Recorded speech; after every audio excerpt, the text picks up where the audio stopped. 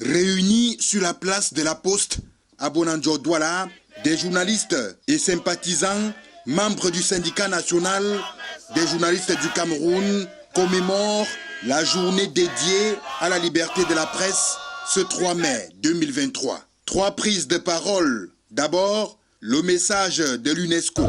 Pour la communauté internationale, il s'agit d'abord de lutter contre l'impunité qui entoure encore les crimes dont les journalistes sont victimes. Avec près de 9 assassinats de journalistes sur 10 qui demeurent impunis. Ensuite, celui de la Fédération internationale des journalistes. Selon la triste comptabilité tenue par l'organisation, 68 journalistes ont été assassinés en 2022. Très peu de ces cas ont fait l'objet d'une enquête, car l'impunité pour les meurtres de professionnels des médias a été la règle au fil des ans, dénonce la FIJ.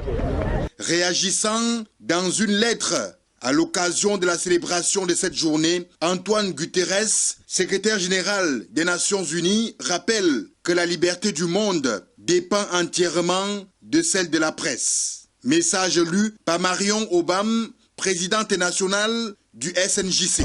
Cette journée met en lumière une vérité fondamentale. Notre liberté dépend entièrement de celle de la presse. La liberté de la presse est le fondement même de la démocratie et de la justice. Grâce à elle, nous disposons de tous les faits dont nous avons besoin pour façonner notre opinion et dire la vérité aux détenteurs du pouvoir.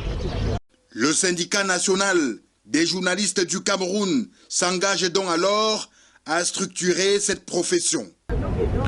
Par ma voix, le SNJC s'empresse de rappeler que les journalistes sont détenteurs de droits, tandis que l'État du Cameroun est le principal débiteur d'obligations en la matière. Le SNJC s'engage donc à prendre toutes ses responsabilités à travers la structuration et l'organisation du mouvement social de la presse au Cameroun. Une manifestation qui débouche sur les solutions fortes visant à redonner espoir aux pratiquants de cette profession.